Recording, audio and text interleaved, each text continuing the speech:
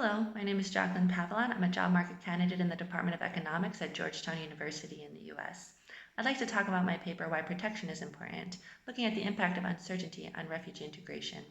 I showed that when faced with a higher deportation risk in the form of less secure protection status and hence a shorter duration of guaranteed residence in the country, refugees have worse labor market outcomes, invest less in human capital, are more likely to be reliant on state welfare benefits, and it leads to an increase in crime for financial motives in a district with little to no impact on natives or violent crime.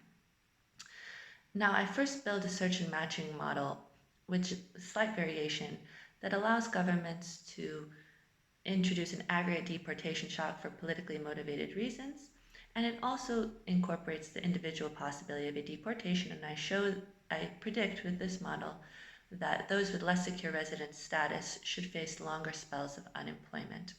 I then test this empirically by using district level German data from the 2015 contemporary refugee crisis, as it's known.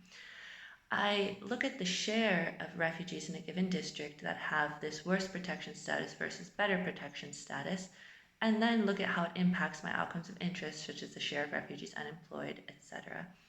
I'm able to instrument for this flow of refugees by protection status using a variation on a shift share instrument.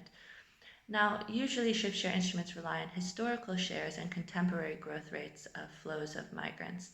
However, in the case of refugees, asylum seekers, when they first arrive, are spatially allocated, and they have no mobility rights until their cases are decided.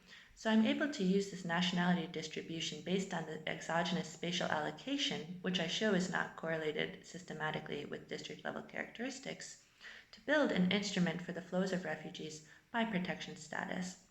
I then show that giving less protection status in the end, or worse protection status, in the end is worse and it leads to frictional integration among refugees who are staying anyway.